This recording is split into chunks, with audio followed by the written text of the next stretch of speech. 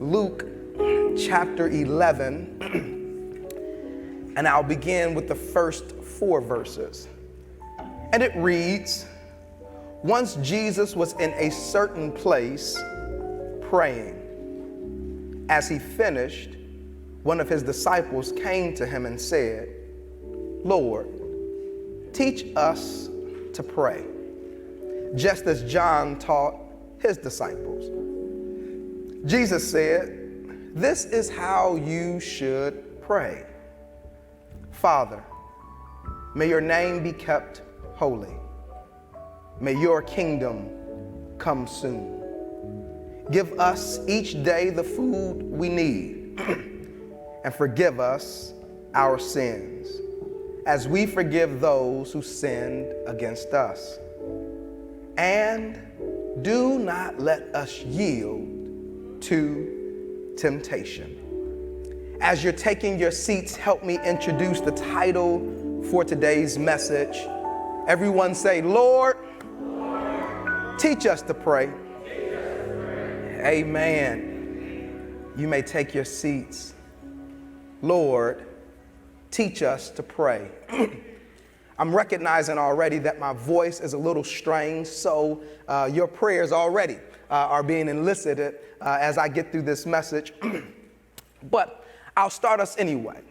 One of the benefits that I've recognized of the internet is that so much information is available at your fingertips. You can find the answer for almost anything by searching the internet. Now, searching has been made even easier. You don't even have to lift a finger. Type one letter. At your vocal request, information can be delivered directly to you. With Alexa, or for many of you, you know the new phrase, "Hey Siri, why did the chicken cross the road?" It's amazing that they have so many different answers that show up, this new way of finding information. Or there's a new way that we learn now that's become even more prevalent. How many of you are enrolled in YouTube University? Amen. You know, all the things that we didn't used to know how to do. Now you can just search and you can find a video of somebody showing you how to change a tire or change a battery, or not even just those basic things. Now some of the even bigger things for you parents out there, and your kids come back with math that's the same math but new math, and you don't know how to do the new functionality. YouTube helps you figure out how to help your children in school. All of these things, or even our very own cooking show. For many of you that are not cooks, I want to profess I am not a cook.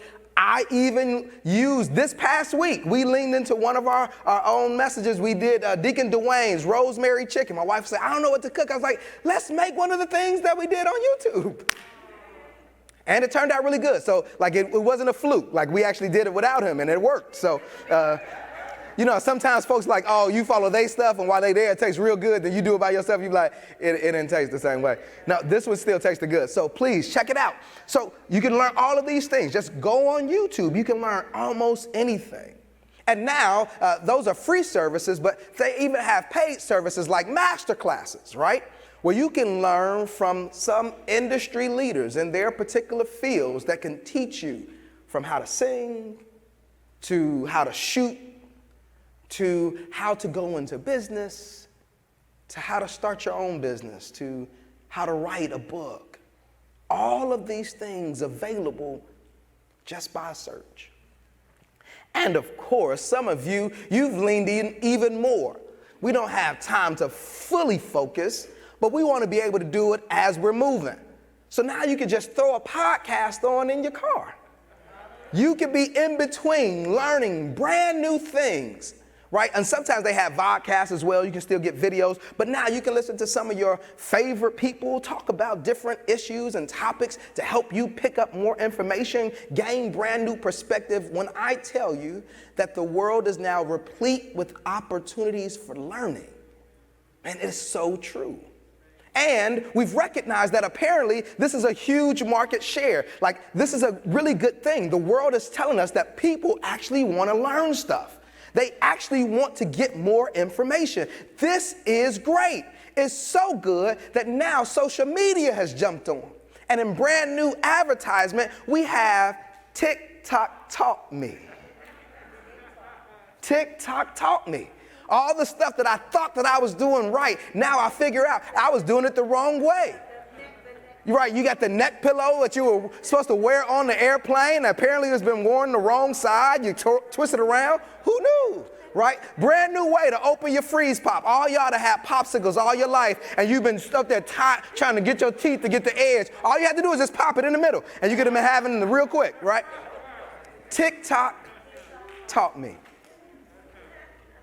All of these ways of gaining information, and now we have even greater responsibility that once you have so much information available, trying to parse through good stuff. Because as good as you can learn some of these things, we also know that you can get erroneous information out there just as easily. And now you don't have somebody to go back and talk to you. If you misdo your car battery listening to Joe Smo online, you might not be able to get that battery redone.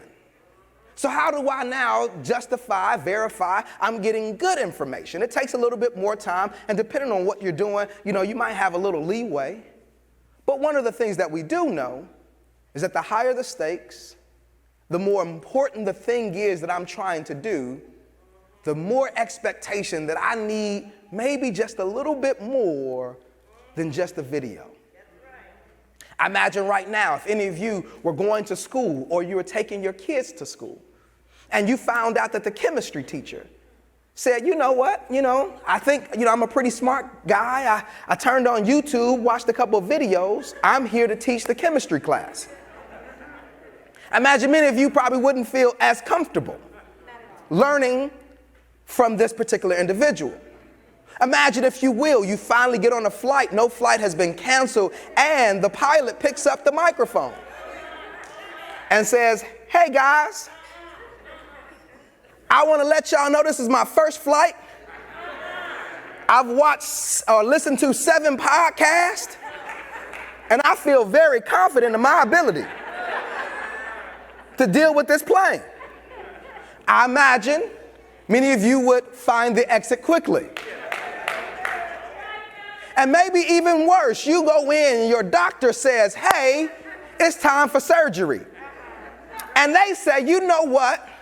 I didn't go to medical school, but TikTok taught me how to do this particular surgical procedure.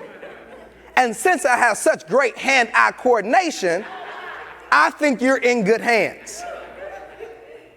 I imagine, for many of us, TikTok Taught Me wouldn't say, open me up, I'm ready to trust. Because as some things get more important, as the stakes get higher, although there's great information that you can learn from all of these places, I think it is still great. We need something more, something better to justify when the stakes go up. And I believe this is one of the entry points that we have for this particular text that we're in. Luke chapter 11 opens us up with a statement that Jesus is off in a certain place. Now, this certain place kind of follows a form. If you go back to chapter 10, maybe I think even in chapter 9, Luke has been intentional to write about a certain woman and a certain man and a certain location, right? So these certain locations, they're kind of meant to be like specific, non-specific. But Jesus is off praying. And no name is given, but one of his disciples come up to Jesus and says, teach us how to pray. Now, like many of you, learning from certain people certain things mean far more. If I was given the opportunity to learn how to shoot a basketball from Stephen Curry, that would mean far more than me learning how to shoot a basketball by Pastor Jason Reynolds. Right? If I was able to learn how to race a car by Dale Earnhardt Jr., that would mean totally different than the guy that just got a whole bunch of speeding tickets.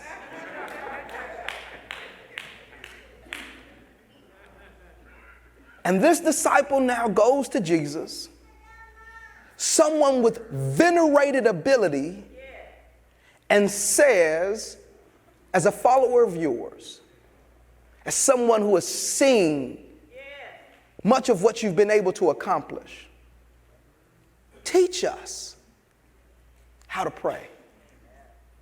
And I want to lift this up because I think as followers of Jesus, we too might need to ask this question. Now, to be very clear, at a very basic level, prayer is communication with God, right? We're going to use that as our running definition. It seems simple. How do I commune with the divine? But as simple as it is, I imagine all of us have found a space or a place where we feel like some people seem to be more adept at praying than others. And maybe you just keep looking at me. Maybe it was just me. When I was growing up at church, it was some people who I couldn't tell if it was true or not, but I felt like their prayers worked far better than other folks' prayers. It was just me. When Sister So-and-so got up and got the microphone and she began to pray, something else happened that didn't happen when Brother So-and-so got the mic.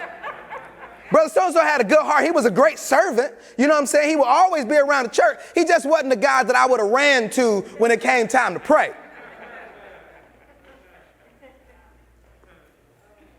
Yet, this disciple comes to Jesus and says, man, can you teach us how to pray?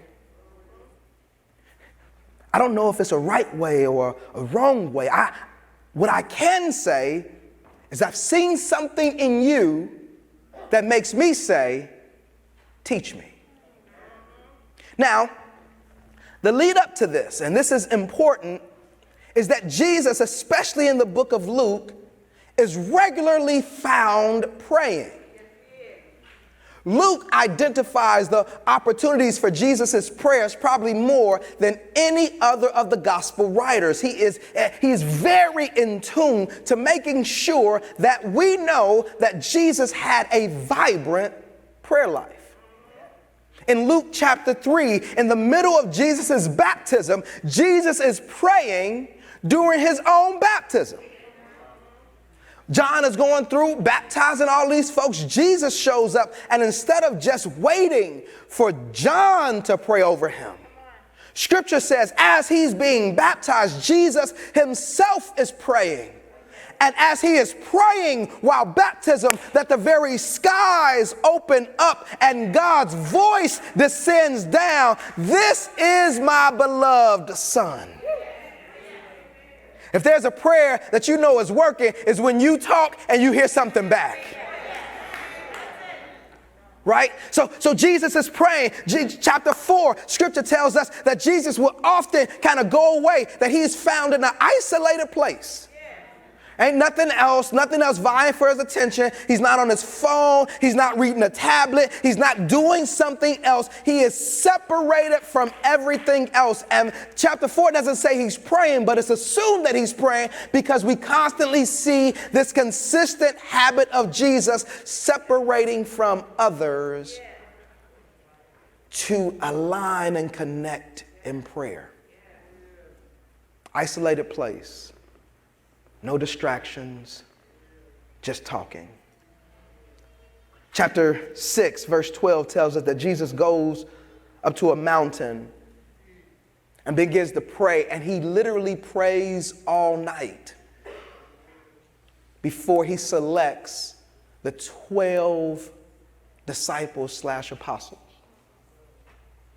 That even Jesus, before making big decisions, doesn't just lean on his own understanding, but sometimes models that when the stakes are big, we have to be willing to go big. I want to encourage that if we're looking for a model of prayer, because not only when Jesus is there, he's teaching them how to pray. His first thing is his life has been a model of prayer. Everybody say model. Jesus has modeled how to pray. He's shown us that both in opportunities and situations and consistently throughout his life, that prayer is a lifeline. His communication with God, his questions, his petitions, and also his listening and receiving, that Jesus wants to make sure that he knows what God is saying, that it is important for the believer, if we're going to walk this life, if we're going to live this thing, to be in communion with God, to know what is God saying. Before your big decisions, before your big opportunities, we need to know what God is saying. In the middle of your challenges, when things don't seem to be going right, know what God is saying. It is in these moments that things are transformed. Jesus models. In fact, as he's teaching on the mount, as folks come around him after he's in his moment of prayer, I'm always amazed at how often Jesus is interrupted in prayer. Did you know that? Like, he's constantly praying, and he's praying so much that for people to get access to him, they have to interrupt his prayer. That although Jesus is the very Son of God, that although power is available in his fingertips, that he understands the interworkings of life and that which is beyond, he is constantly consumed with prayer, so much that often to get access to Jesus means that we have to interrupt Jesus in prayer. And I'm encouraging that maybe this model is trying to be instructive for us, that maybe some of our challenges in our lives is not the fact that God is absent or void, but is the fact that we have not been enriched in prayer enough to hear what God has said. And let's be honest. Let's just be honest. I'll just talk about me. And if I sound something like you, then you just blink one of your eyes, just one. Right? Because I know what prayer feels like. I know the moments where I was like, you ain't got to do all that. I remember when I first started and the church taught us, you got to get up early in the morning and pray. That should be the first thing you want to lead your day out with prayer. So I said, yes, that's what I want to do. I'm going to wake up. I'm a morning person. I love this idea. I get up. And first you get out the bed. Sometimes you even get into a posture. I would get on my knees and I would put my hands together. And I'm like, it don't take all that. I could just kind of stay on the edge of the bed. Technically, I ain't even got to get out the bed because, wherever I am, God gonna hear me, right? And then you're like, I ain't got to pray out loud because it's not like he's listening with ears. He can hear my thoughts, right? Next thing I know, I'm just waking up to open my Bible to go back to sleep. Anybody ever fell asleep praying? You thought you was being real spiritual too. You're like, oh, we gonna get this girl. And then we do the worst thing. We close our eyes. Come on, God. God, you're just so good. You're amazing. You're amazing. And this is back in the day when I had the paper Bible, right? And the pages start sticking together because I done slobbed all over the Bible.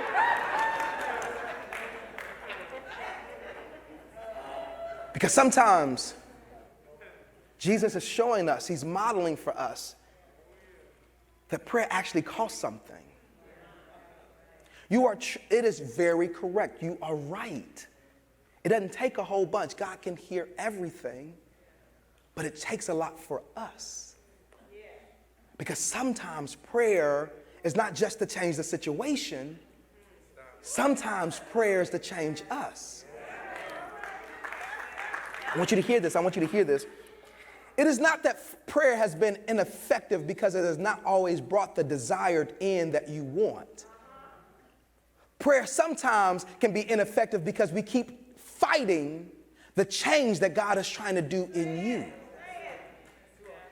It is hard to consistently go before God with our own desires when God now begins to give us new desires if we're not listening to God's own desire. What about when God just says no? And it's not that God hasn't answered your prayer. It's God has given you a better answer. You just don't like it. But the bad thing is you don't like it with partial information.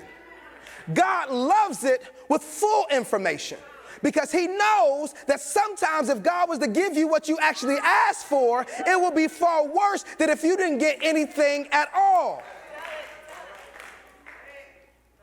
I prayed. God, I prayed that this girl would like me.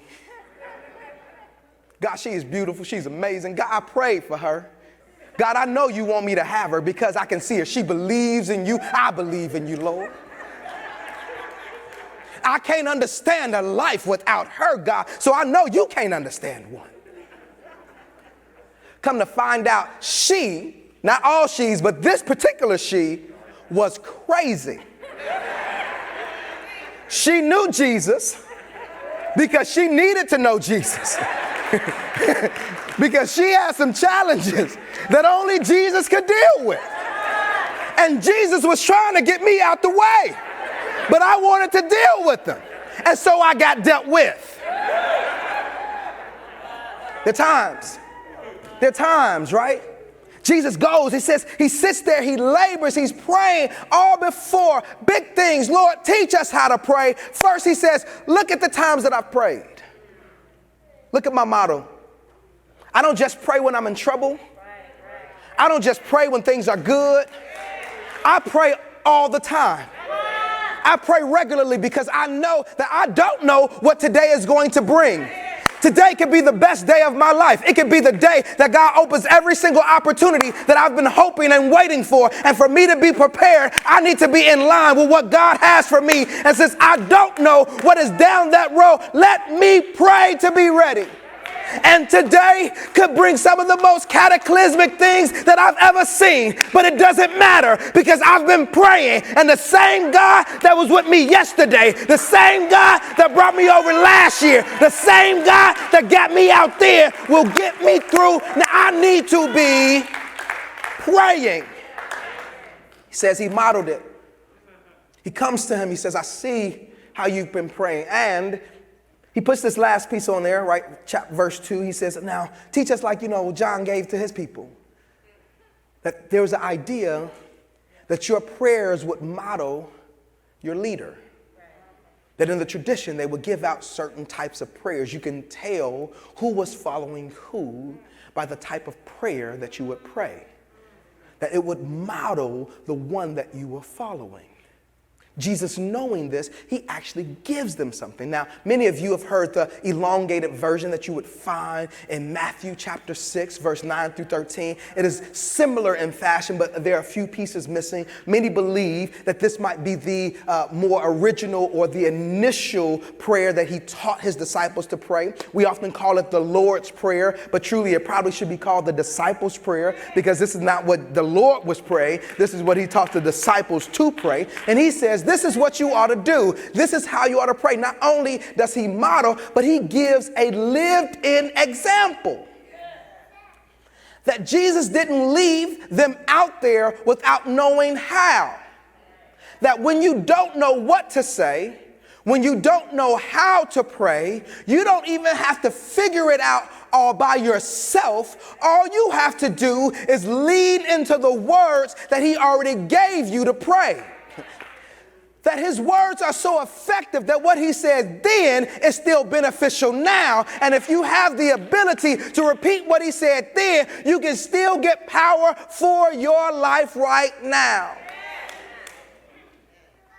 Our Father.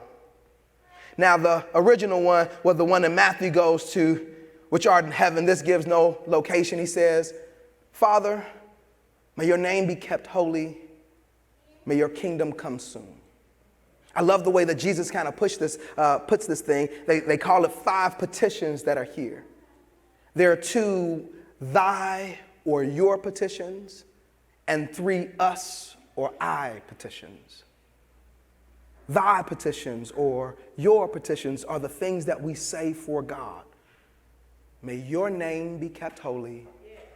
May your kingdom come. He says when you start your prayer, we're starting with first a recognition of who God is. That the idea of someone's name is not just a name, something we call them, but it really wraps up the essence of who they are. And that we want the essence of who God is to be kept holy, to be kept set apart, to not be made mundane, to remind us that God is not just like anybody else. May your name be kept holy. Not like some of you, when I was a kid, I watched this show called Family Guy. It was absolutely terrible. It's the worst show ever, but it had a couple funny parts. And one of the funny parts was Baby Stewie, who I'm telling you was a spawn of Satan. They didn't say it in the show, but I really believe, because he constantly was trying to bother or kill his mother. It was really weird. But anyway, there's this part where he constantly is calling his mom. Mom, mom, mom, mom, mommy, mommy, mommy, mommy, mama, mama, mama, mama, mum, mum, mum. He just won't stop till she almost goes crazy. She's like, what? See? Couldn't have planned it better. Couldn't have planned it better. The thing that happened was the constant regularity of calling upon her name or connection drove her crazy and almost tuned him out. Because he said it over and over again. It no longer had meaning. Jesus says when we enter into this, let's not enter into it as if God's name is not still important. In fact, it was so important to our Jewish predecessors, those that started in this, they wouldn't even say his name aloud. Whether it was Jehovah or Yahweh, that wouldn't even be communicated. In fact, if you go back to the Old Testament, whatever you see in all caps, L-O-R-D, that meant that the word, the name of God was printed there. But because they wanted to keep God's name holy, they changed it to Lord so that they would not get so used to saying his name that it would lose how holy and reverent it was. We want to keep your name holy, set apart. And we want to recognize that we want your kingdom to come. When we ask your kingdom to come, we want the place where you reign to come. What are you saying, Pastor? Isn't God over everything? Yes. However, everything that happens in our current life is not a part of God's plan. God has opened us up to live into our own choices. Therefore, we can make choices that are counter to God. As many people, millions and billions of people, make choices counter to God, they begin to bump into one another. And all of a sudden now we get a cacophony of terrible things happening in life. Why? Because God has given us the ability to have a choice. Now, when we get to the place on the other side of this, where we don't have all of the negativity that sin has brought into our lives, we will live in a way where there will be no negative interactions between people or God, and everything will flow as it needs to flow. We are not there now. So no matter what type of leadership, no matter what type of government, no matter what type of law you put on the book, no matter what Supreme Court ruling, none of those things will ever make people great. We will just find new ways to do terrible things to other folks. Why? Because sin has broken us. What we are saying is we are waiting for the day where sin will be wiped completely away, not even available to be able to be seen, that we might live under your supreme reign consistently. It's perfection. It is you waking up fully you and being able to love fully the other. It is you constantly being in connection with God, never feeling alone again, never feeling depressed again, never feeling disconnected again, never not knowing again, always being connected in that everything that you do in life actually becomes worship and praise because it lifts up the one that made you. That if you were created to do amazing feats athletically, that will give God glory. If you are made to sing, that will give God glory. If you were made to be an engineer, that will give. Everything that we do would give God glory with no issue of bumping into anyone else. No more scarcity. No more only one good person and everybody else is bad. He says, pray that that day comes. It ain't here yet. But keep praying that it's on its way. And then you have the us petitions. Bread, forgiveness, and deliverance or protection. He says, not only do we now need to pray that these things happen for you, now we can focus on us. And it's in plural. I want y'all to hear this. Plural. That God, and as he's teaching his disciples to pray, he says, I want you not just to be in the I mentality. Too many of us treat our prayers like our cellular devices. I phone and I pray. I prayers are all me. God, do this for me. God, open this for me. God, help me. God, do me. Me, me, me. Me, me, me. Me, my, me, me, my, I. He says, us. Pray that everybody has their provisions. Not that just that you have, because that's what bread is. It's your provision. It's your daily ration, what you need for today. And don't just pray that you get it. Pray that all of us get it. And you pray for forgiveness. And this is the first time that they shift tenses is in the giving of rations, right? He says daily bread. This is present, constantly showing up daily. And so is our forgiving. And I love the way he connects it. He says, you should ask for forgiveness because you know you need it. If you don't think you need forgiveness, we got a whole new place to start off. If you think that there is nothing in your life that needs forgiveness, we have a new place to begin. Because let me tell you, no matter how good you have been any one day of your life, even that day is but a filthy rag before God, that we are all that messed up. And that day ought to start off with us knowing we need forgiveness. And since we know we messed up, how can we not be open to other people who have messed up? You know what blows my mind is how we often have expectations of others that we don't hold for ourselves. Have you ever been that way? I am terrible with text messages. I'm just going to let you know that now. If you've texted me in the last week and I haven't gotten back to you, try again, because I'm probably not going to get to it. But then watch this audacity. I get offended if I text somebody else and they don't respond to me. How hypocritical. That's me. How many ways do we live like that in so many other ways, right? We're not always nice or loving. We expect people to be that for us. We're not always understanding. We want people to understand us. We're not always open books and tell folks the complete truth, but we get so mad when people hold information from us and don't give us the complete truth. How many times have we treated, and he says our forgiveness is connected to the way that we forgive other people. He gave us the form. Give us daily bread. Forgive us as we forgive them. And help us not to yield. Help us not to bend.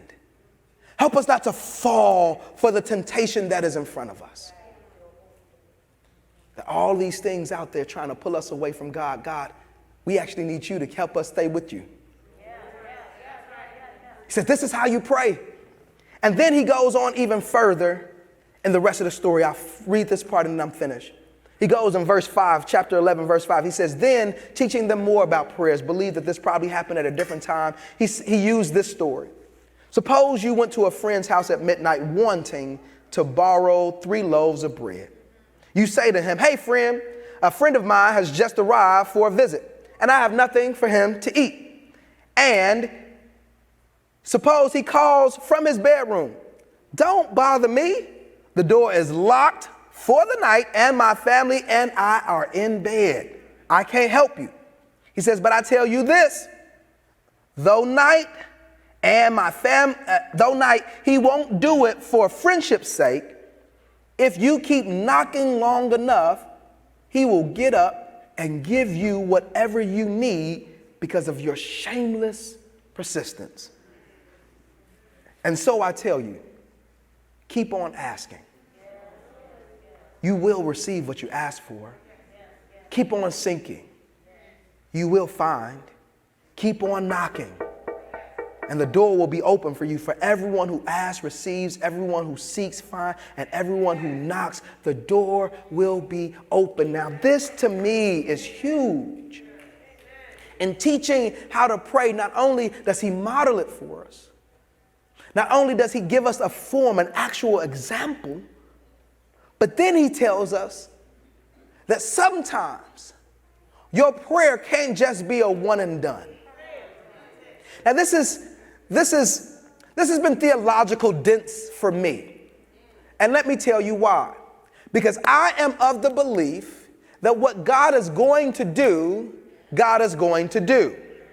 And if God is going to bless, God is going to bless. If God is going to heal, God is going to heal. If God is so powerful that he's going to do whatever he needs. So really, all I got to do is throw it out there once and go on about my business. In fact, I like to believe that when I give it over to God and I go on about my business, that is actually me showing faith in the one that I've already given it to. God, I ain't got to ask you 10 times to do what I know that you are more than capable of doing. All I got to do is give it to you, trust that you will do it, and go on about my life, because I know that you are that type of God. And I believe there's some import there.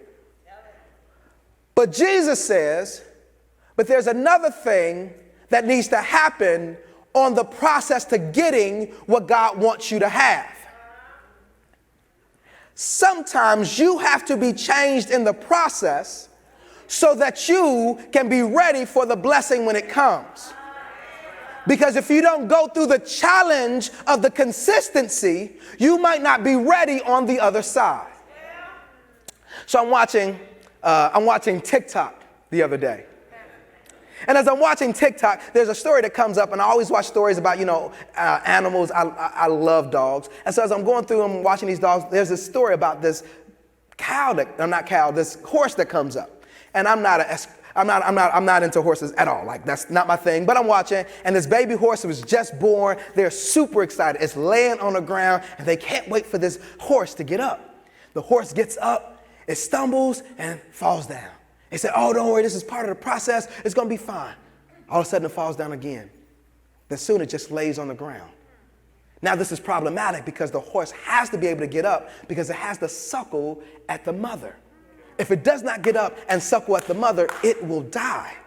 So now the family sees that something is wrong. They try to help the horse up. It stumbles, it falls back down. They rush it to the vet. The vet sees the same thing. They give it another chance. They said, I think something may have happened. So then they wrap it up with these like ropes and this harness and everything. They pull it and they squeeze it really, really tight, really, really hard. I mean, over and over again. They have to do this for like 20, 30 minutes. I mean, just keep going. So that finally they pick it back up. Slowly but surely, the horse begins to walk. Then all of a sudden it latches to the mother. They say that part of the process of birthing a horse is for it to come through the canal, it's actually squeezed really tight. When it's squeezed really tight, many of the toxins and chemicals in the body are pushed through so that the muscles can function correctly. If the horse is born too quickly, or if something happens where now it's not squeezed enough, the chemicals are still available inside the horse's body that make it non-mobile. And not only does it become non-mobile, but it becomes toxic because now the horse can't receive the nutrients on the other side. That it is going through the pressure of birth that makes it prepared for life. that if it does not get the pressure from the birthing, it won't be prepared for the life. Well, the same thing happens in your prayers. Sometimes you have not gone through the pressure of praying, the pressure of responding, the pressure of hoping, the pressure of turning, the pressure of waiting, and you're not ready for what God has for you on the other side. But sometimes when you keep on knocking, sometimes when you keep on asking, sometimes when you keep on seeking, God is able to perfect in you. God is able to clear out of you. God is able to transform inside of you things that are necessary for what He has available. Teach us how to pray, God. Sometimes you can't give up. Teach us how to pray, God. Sometimes you don't need to stop right now. Teach us how to pray, God. Sometimes you got to keep on going. Teach us how to pray, God. Get back on those knees. Teach us how to pray, God. Don't let the night end. You keep going. Teach us how to pray, God, because I need you to show up right now. May I suggest, for some of you, the reason why you're still where you are is not because God doesn't have something more, but He's waiting to see, will you get back down there? Will you put your head back down? Will you call out to no other name that I know? If my life can be in your hands, oh God, if my healing is in your hands, oh God, if my provision is in your hands, oh God, I need you. Sometimes you got to keep praying. Sometimes you got to keep praying. Sometimes you got to get in the posture of prayer. Sometimes you got to move everything else out the way and say, I'll keep on praying.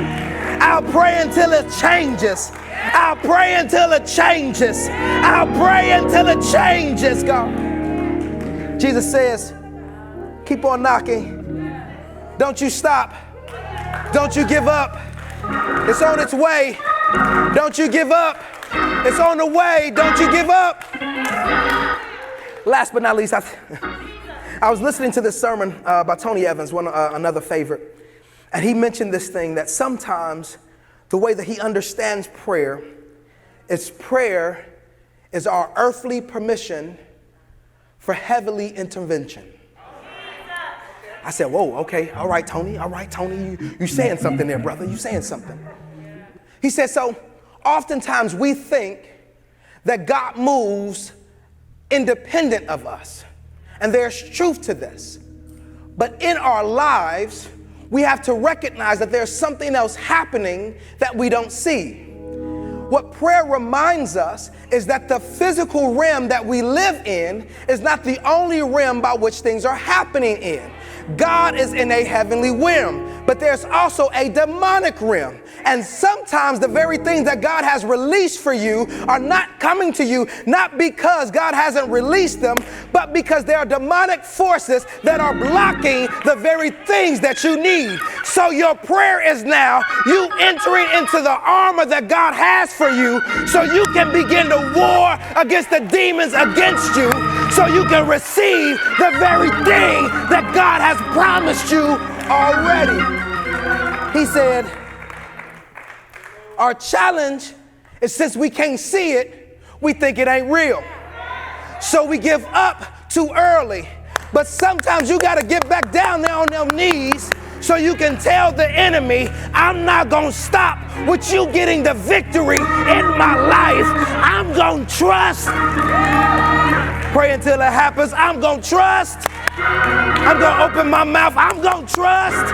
He's already promised. I'm going to trust. That as I'm praying, that the enemy is fighting against the angels God has released to give me what I need. So sometimes the reason why you got to keep doing it is because God is in the process of transforming some things. So, this is why we have prayer groups. Yes. This is why they meet every week, every day. Yes, because if we're going to be going through some stuff, we need to be connected to pray all the time. And if you're not in a prayer group, you're right. Yeah, can I pray by myself? Yes, you can. But you should be in the us of praying, because we need that level happening.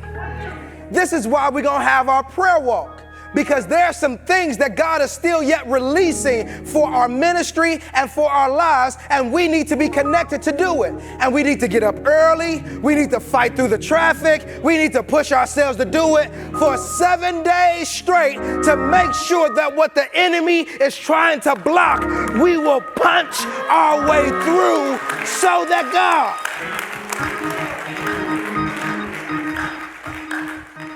And this is why you should have a healthy dose of prayer in your life. And I don't know when that time should be, but you should lock it in. It should be on your calendar. It should be blocked off, where you actually put your do not disturb on, no additional notifications, that people need to have to disturb you in prayer to find you sometimes, because it is so vibrant that we know things are changing.